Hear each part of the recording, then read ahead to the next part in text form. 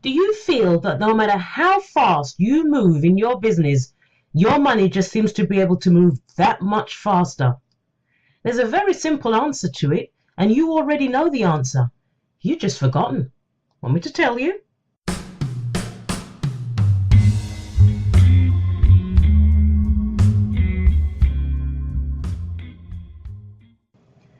In the history of business, there has never been a better time for independent entrepreneurs to do their thing.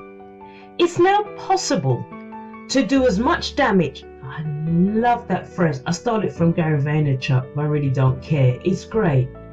As I said, you can do as much damage from a home office as your counterpart could do in the corporate world with the right tools and information and mentors and so forth. But it's possible. Do you remember the days when, as an independent business owner or entrepreneur, you would put "we" throughout all of your blurb and editorials and advertising to make yourself sound as if you were much bigger than you are? Now, the word "I" is a word to be proud of in business. But with all this stuff available to us so easily now, there is a downside.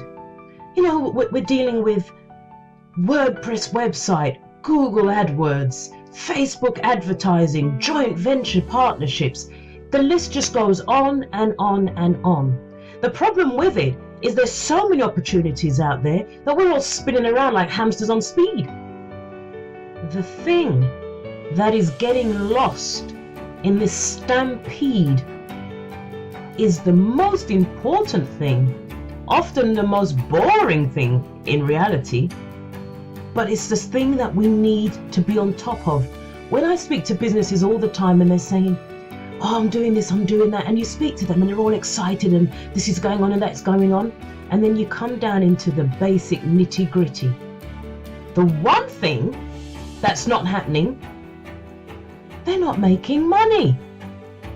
They've actually forgotten that the main reason that they're running their business is to generate an income.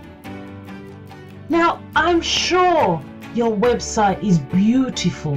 Your logo makes Nike look like a beginner's logo. People will forget the tick next to yours. But what we need to have first, before any of these things can take place, is to be able to know that our income is regular and predictable. And I still say that even if your income fluctuates, as is quite usual with if you're self-employed. If you're if you're a plumber and you know that you have to get a different customer every month, well, of course you're going to have fluctuating income.